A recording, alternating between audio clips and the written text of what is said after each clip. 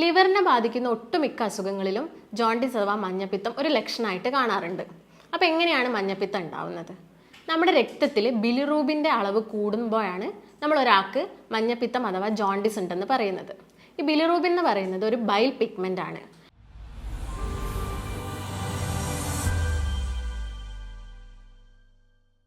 നമസ്കാരം, ഞാൻ ഡോക്ടർ ഭാഗ്യ, Q1 health കെയറിലെ ayurvedic physician. മഴക്കാലമൊക്കെ തുടങ്ങുന്ന സമയത്ത് അല്ലെങ്കിൽ വേനലൊക്കെ കഴിഞ്ഞ് മഴയ്ക്ക് മുന്നോടിയായുള്ള സമയങ്ങളിലൊക്കെ നമ്മൾ ചിലയിടങ്ങളിലൊക്കെ കേൾക്കാറുണ്ട്, ജോണ്ടിസ് വന്നു അഥവാ മഞ്ഞപ്പിത്തം വന്നു, ചില ആളുകളൊക്കെ മരണപ്പെട്ടു, അതൊരു ഏരിയയിൽ സ്പ്രെഡായി എന്നൊക്കെ. അപ്പോൾ ഇന്ന് നമുക്ക് മഞ്ഞപ്പിത്തത്തിൻ്റെ ചില ലക്ഷണങ്ങളും അവ വരാതിരിക്കാനുള്ള ചില പ്രതിരോധ മാർഗങ്ങളൊക്കെ നോക്കാം. ലിവറിനെ ബാധിക്കുന്ന ഒട്ടുമിക്ക അസുഖങ്ങളിലും ജോണ്ടിസ് അഥവാ മഞ്ഞപ്പിത്തം ഒരു ലക്ഷണമായിട്ട് കാണാറുണ്ട്. അപ്പോൾ എങ്ങനെയാണ് മഞ്ഞപ്പിത്തം ഉണ്ടാവുന്നത്? നമ്മുടെ രക്തത്തിൽ ബിലിറൂബിൻ്റെ അളവ് കൂടുമ്പോഴാണ് നമ്മൾ ഒരാൾക്ക് മഞ്ഞപ്പിത്തം അഥവാ ജോണ്ടിസ് ഉണ്ടെന്ന് പറയുന്നത്. ഈ ബിലിറൂബിൻ എന്ന് പറയുന്നത് ഒരു ബൈൽ പിഗ്മെൻ്റ് ആണ്. ഇത് നമ്മുടെ ലിവറിൽ ഉണ്ടാവുകയും ലിവറിന് പുറകിലുള്ള ഗോൾ ബ്ലാഡർ എന്ന് പറഞ്ഞൊരു ഓർഗനിൽ സ്റ്റോർ ചെയ്യപ്പെടുകയാണ് ചെയ്യുന്നത്. ഇത് മഞ്ഞ ഓറഞ്ച് നിറത്തിലായിട്ടാണ് കാണുന്നത്. ഇതിൻ്റെ പ്രധാന ധർമ്മം എന്ന് പറയുന്നത് കൊഴുപ്പിൻ്റെ ദഹനത്തിനാണ് ഇവ സഹായിക്കുന്നത്. അപ്പോൾ ഇവ രക്തത്തിൽ കൂടുമ്പോൾ നമ്മൾ ഒരാളിൽ മഞ്ഞപ്പിത്തം ഉണ്ടെന്ന് പറയുന്നു. അപ്പോൾ എന്തൊക്കെ കാരണങ്ങൾ കൊണ്ടാണ് ഈ ജോണ്ടിസ് ഉണ്ടാകുന്നതെന്ന് നോക്കാം. ഞാൻ പറഞ്ഞു, ലിവറിനെ ബാധിക്കുന്ന മിക്ക അസുഖങ്ങളിലുമാണ് ജോണ്ടിസ് ഉണ്ടാകുന്നതെന്ന്. അതിപ്പം എലിപ്പനിയിലും അതുപോലെ തന്നെ ഹെപ്പറ്റൈറ്റിസ് എന്ന് പറയുന്ന ഒരു ഗ്രൂപ്പ് ഓഫ് അസുഖങ്ങളാണ്. ഇതിലൊക്കെയാണ് മഞ്ഞപ്പിത്തം കൂടുതലായിട്ടും കണ്ടുവരുന്നത്. അതായത് hepatitis A, B, C, D, E എന്നീ വൈറസുകളിലും അതുപോലെ തന്നെ ചില മദ്യപാനികളിൽ ഈ ആൽക്കഹോൾ ഒരു കാരണമാവാറുണ്ട്. അതുപോലെ തന്നെ നോൺ ആൽക്കഹോളിക് കേസസ് ആയ എന്തെങ്കിലും മരുന്ന് കഴിക്കുന്നവരിൽ, അതായത് സ്റ്റിറോയിഡ്, പെൻസിന് പോലുള്ള മെഡിസിൻ ഒക്കെ എടുക്കുന്ന ആളുകളിൽ കാണാറുണ്ട്. അല്ലെങ്കിൽ എന്തെങ്കിലും ഓട്ടോ ഇമ്മ്യൂൺ അസുഖമുള്ള ആളുകളിൽ കാണാറുണ്ട്.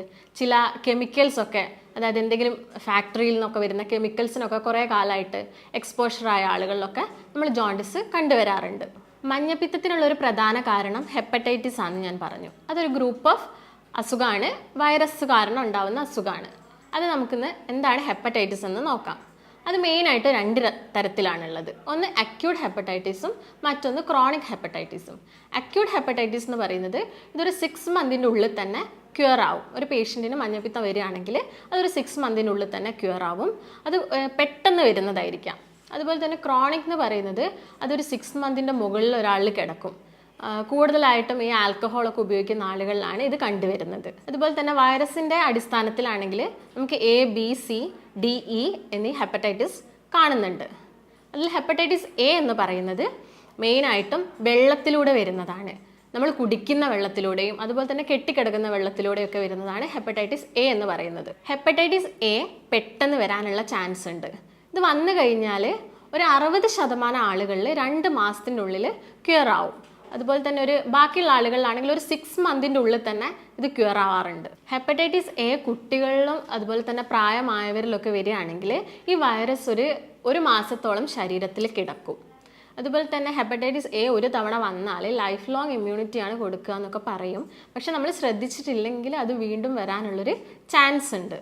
പിന്നെ ഹെപ്പറ്റൈറ്റിസ് A വരുന്നത് ഞാൻ പറഞ്ഞു വെള്ളത്തിലൂടെയൊക്കെയാണെന്ന്. അതായത് മെയിനായിട്ട് നമ്മൾ ഈ ജ്യൂസ് കഴിക്കുന്ന സമയത്ത്, പുറത്തുനിന്നൊക്കെ ജ്യൂസ് കഴിക്കുമ്പോഴും അതുപോലെ തന്നെ ഈ ജ്യൂസർ മെഷീൻസിലൊക്കെയാണ് ഇതിൻ്റെ വൈറസ് കണ്ടുവരുന്നത്.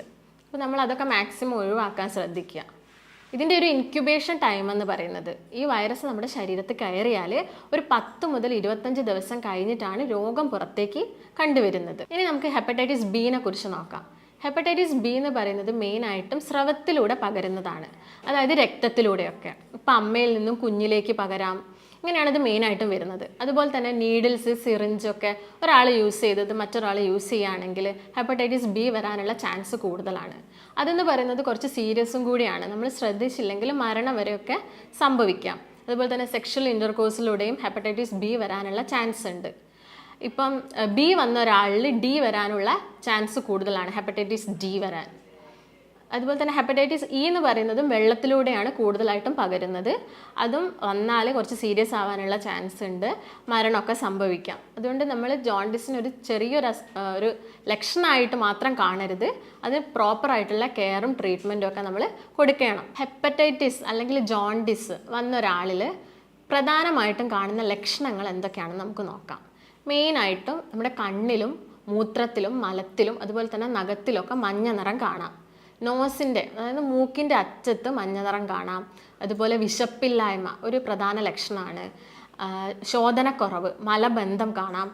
അതുപോലെ തന്നെ ശരീരത്തിലൊക്കെ ചൊറിച്ചിലുണ്ടാവാം ചില ആളുകളിൽ. വയറുവേദന അനുഭവപ്പെടാം. ചില ആളുകളിലാണെങ്കിൽ ഓക്കാനവും ഛർദിയും ഉണ്ടാവാം. ഭയങ്കരമായിട്ടുള്ള ക്ഷീണം ഉണ്ടാവാം. പനി, കുളിര്, ഇതൊക്കെയാണ് പ്രധാനമായിട്ട് നമ്മൾ മഞ്ഞപ്പിത്തമുള്ള ഒരാളിൽ കണ്ടുവരുന്ന ലക്ഷണങ്ങൾ. ഹെപ്പറ്റൈറ്റിസ് എ ആണ് നമ്മൾ വളരെ കോമൺ ആയിട്ട് കണ്ടുവരുന്ന ഹെപ്പറ്റൈറ്റിസ് എന്ന് പറയുന്നത്. ബിനേക്കാളും കൂടുതലായിട്ട് കണ്ടുവരുന്നത് ഹെപ്പറ്റൈറ്റിസ് എ തന്നെയാണ്. ഞാൻ നേരത്തെ പറഞ്ഞു, ബിലിറൂബിൻ രക്തത്തിൽ കൂടുമ്പോഴാണ് മഞ്ഞപ്പിത്തം ഒരാളുണ്ടെന്ന് നമ്മൾ പറയുന്നത്. അപ്പോൾ മഞ്ഞപ്പിത്തം എന്ന് പറയുന്നത് 2 രീതിയിൽ വരാം. ബിലിറൂബിൻ ലിവറിൽ ഉണ്ടാവുന്നതിന് മുൻപും ചില ആളുകളിൽ ജോണ്ടിസ് കണ്ടുവരാം. അതുപോലെ തന്നെ ബിലിറൂബിൻ ചില ആളുകളിൽ ഉണ്ടായതിന് ശേഷവും ജോണ്ടിസ് കാണാം. ബിലിറൂബിൻ പ്രൊഡക്ഷന് മുൻപുള്ളതിനെ നമ്മൾ അൺകോൺജുഗേറ്റഡ് ജോണ്ടിസ് എന്നാണ് പറയുന്നത്. ഇതിനുള്ള പ്രധാന കാരണം എന്ന് പറയുന്നത് ഹെമറ്റോമ, അതുപോലെ തന്നെ ഹീമോളിറ്റിക് അനീമിയ. ഹീമോളിറ്റിക് അനീമിയ എന്ന് പറയുന്നത് നമ്മുടെ രക്തകോശങ്ങൾ രക്തത്തിൽ തന്നെ നശിച്ചു പോവുക. അവരുടെ കാലയളവ് കഴിയുന്നതിന് മുമ്പേ അവർ നശിച്ചു പോകുന്നതിനാണ് നമ്മൾ ഹീമോളിറ്റിക് അനീമിയ എന്ന് പറയുന്നത്. ഈ RBC അതായത് അരുണ രക്താണുക്കൾ ബ്രേക്ക് ഡൗൺ ചെയ്യുമ്പോഴാണ് ബിലിറൂബിൻ ഉണ്ടാവുന്നത്. അപ്പോൾ ഹീമോളിറ്റിക് അനീമിയ ഒരു കാരണമാണ്. അതുപോലെ തന്നെ സ്കിന്നിലൊക്കെ വരുന്ന, സ്കിന്നിൻ്റെ തൊലിക്ക് താഴെയൊക്കെ വരുന്ന ഹെമറ്റോമ, ബ്ലഡ് ക്ലോട്ട്സും ഈ ജോണ്ടിസ് ഉണ്ടാവാനുള്ളൊരു കാരണമാവുന്നുണ്ട്. ഇത് ബിലിറൂബിൻ്റെ പ്രൊഡക്ഷന് മുൻപേ.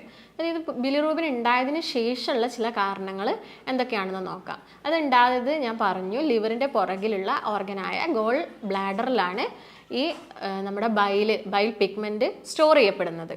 അപ്പോൾ അത് ഉണ്ടായതിന് ശേഷം ഉണ്ടാകുന്ന ചില കാരണങ്ങൾ, ഒന്ന് ഗോൾ സ്റ്റോൺ ഒരു കാരണമാണ്. അതുപോലെ തന്നെ ഗോൾ ബ്ലാഡറിന് വരുന്ന എന്തെങ്കിലും ഇൻഫെക്ഷൻസ്, അതുപോലെ തന്നെ ഗോൾ ബ്ലാഡറിന് വരുന്ന മറ്റെന്തെങ്കിലും ട്യൂമേഴ്സ്, അതുപോലെ തന്നെ പാൻക്രിയാസിന് വരുന്ന വല്ല ട്യൂമേഴ്സൊക്കെ ഇങ്ങനെയുള്ളൊരു ജോണ്ടിസ് ഉണ്ടാവാനുള്ളൊരു കാരണമാവുന്നുണ്ട്. അപ്പോൾ എന്തൊക്കെ ആണ് ഇതിൻ്റെ കോംപ്ലിക്കേഷൻസ് എന്ന് നമുക്ക് നോക്കാം. മെയിനായിട്ട് കാണിക്കുന്ന ചില സങ്കീർണതകൾ എന്തൊക്കെയാണെന്ന് നമുക്ക് നോക്കാം. ഈ ഇങ്ങനെ ജോണ്ടിസ് വന്നൊരു വ്യക്തിയിൽ ബിലിറൂബിൻ കൂടുമ്പോൾ അത് വൃക്കയിൽ അടിഞ്ഞുകൂടാനുള്ള ചാൻസ് ഉണ്ട്. അതെന്ത് ചെയ്യും, നമ്മുടെ കിഡ്നിയുടെ ഫംഗ്ഷനൊക്കെ കുറയ്ക്കും. അതായത് നമുക്കറിയാം കിഡ്നിയുടെ ഒരു മെയിൻ ഫംഗ്ഷൻ എന്നൊക്കെ പറയുന്നത് യൂറിൻ്റെ ഫിൽട്രേഷനൊക്കെയാണ്. അത് കുറയ്ക്കും. അതുപോലെ തന്നെ മറ്റൊരു കോംപ്ലിക്കേഷൻ എന്ന് പറയുന്നത് ബ്രെയിൻ ഡാമേജ് ആണ്. ഇപ്പോൾ കുട്ടികളിലൊക്കെ നോക്കുകയാണെങ്കിൽ അതൊരു സെറിബ്രൽ പാൽസി പോലത്തെ കണ്ടീഷനിലോട്ടൊക്കെ നയിക്കും. അതുപോലെ തന്നെ കേൾവി ശക്തി കുറയാനുള്ള ചാൻസ് ഉണ്ട്. പിന്നെ നമുക്കറിയാം, ഒരു ആൽക്കഹോൾ കൂടുതൽ കാലം യൂസ് ചെയ്യുന്ന ഒരാളാണെങ്കിൽ ജോണ്ടിസ് വന്നാൽ പിന്നീട് അതൊരു ലിവറിനെ കൂടുതലായിട്ടും ബാധിക്കും. അതായത് ഒരു ലിവറിൻ്റെ ഒരു ഫൈബ്രോസിസ് കണ്ടീഷനിലോട്ട് മാറും. പിന്നീട് അത് സിറോസിസ് ആവാനുള്ള ചാൻസ് ഉണ്ട്. അതുപോലെ തന്നെ അതൊരു മാലിഗ്നന്റ് കണ്ടീഷനിലോട്ടൊക്കെ മാറാറുണ്ട്. അപ്പോൾ ഇതൊക്കെയാണ് ഒരു പ്രധാന കോംപ്ലിക്കേഷൻസ് എന്നൊക്കെ പറയുന്നത്. ഇനി നമ്മൾ എന്തൊക്കെ ഇൻവെസ്റ്റിഗേഷൻസ് ചെയ്യണമെന്ന് നോക്കാം. ആദ്യം തന്നെ ചെയ്യേണ്ടത് ബ്ലഡ് ടെസ്റ്റ് ആണ്. ബ്ലഡ് ടെസ്റ്റിൽ ബിലിറൂബിൻ്റെ കൗണ്ട് നോക്കുക. അത് 2.7 മുകളിലാണെങ്കിൽ നമുക്കൊരു മഞ്ഞപ്പിത്തത്തിൻ്റെ സ്റ്റാർട്ടിംഗ് ഒക്കെ ആണെന്ന് മനസ്സിലാക്കണം. അതുപോലെ തന്നെ CBC കംപ്ലീറ്റ് ബ്ലഡ് കൗണ്ട് നോക്കിയിട്ട് എത്രത്തോളം ഇൻഫെക്ഷൻ ആയിട്ടുണ്ടെന്ന് മനസ്സിലാക്കാം. നമുക്ക് ESR, അതുപോലെ തന്നെ ന്യൂട്രോഫിൽ, ഈസിനോഫിൽ, ഇതിൻ്റെയൊക്കെ കൗണ്ട് നോക്കിയാൽ നമുക്ക് മനസ്സിലാവും. അതുപോലെ തന്നെ ചെയ്യേണ്ടതാണ് ഹെപ്പറ്റൈറ്റിസ് A ആൻറ്റിജൻ ടെസ്റ്റ്. അത് ചെയ്യുന്നത് എന്തിനാണെന്ന് വെച്ചാൽ ഇത് വൈറസ് മൂലം ഉണ്ടായതാണോ, ഹെപ്പറ്റൈറ്റിസ് വൈറസ് മൂലം ഉണ്ടായതാണോ അല്ലെങ്കിൽ വേറെ എന്തെങ്കിലും കാരണങ്ങൾ കൊണ്ടാണോ നമുക്ക് മനസ്സിലാക്കാൻ സാധിക്കും. അതുപോലെ തന്നെ ചെയ്യുന്ന ഒരു ടെസ്റ്റാണ് SGOT, അതുപോലെ തന്നെ SGPT, അതായത് ലിവർ എൻസൈംസ് ആണത്.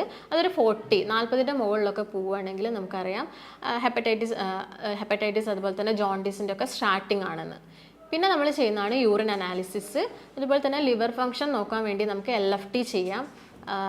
സ്കാനിങ് ചെയ്ത് നോക്കാം, അത് ഫൈബ്രോസിസിലൊക്കെ സ്റ്റേജിലോട്ടൊക്കെ എത്തിയിട്ടുണ്ടോ എന്ന് മനസ്സിലാക്കാം. അതുപോലെ തന്നെ MRIയും CT സ്കാനൊക്കെ നമുക്ക് ചെയ്യാവുന്നതാണ്. ഇനി നമ്മൾ ശ്രദ്ധിക്കേണ്ട കുറച്ച് കാര്യങ്ങൾ, അതിപ്പോൾ അതായത് ഹെപ്പറ്റൈറ്റിസ് വൈറസ് മൂലമാണ് അസുഖം ഉണ്ടായതെങ്കിൽ നമ്മൾ ശ്രദ്ധിക്കേണ്ട കുറച്ച് കാര്യങ്ങൾ എന്ന് പറയുന്നത്, ഇപ്പോൾ നമ്മൾ വെള്ളം കുടിക്കുന്ന സമയത്ത് അത് പ്രോപ്പറായിട്ട് തിളപ്പിച്ചാറിയതിന് ശേഷം മാത്രം കുടിക്കുക. ഒരു 30 മിനിറ്റ് അല്ലെങ്കിൽ ഒരു 20 മിനിറ്റെങ്കിലും വെള്ളം തിളപ്പിച്ചതിന് ശേഷം മാത്രം കുടിക്കുക. അതുപോലെ തന്നെ ആഹാരമാണെങ്കിൽ പ്രോപ്പറായിട്ട് പാകം ചെയ്യുക. അതായത് ഹാഫ് കുക്ക്ഡ് ഫുഡൊക്കെ ഒഴിവാക്കുക. അതുപോലെ ഫാസ്റ്റ് ഫുഡൊക്കെ ഒഴിവാക്കണം.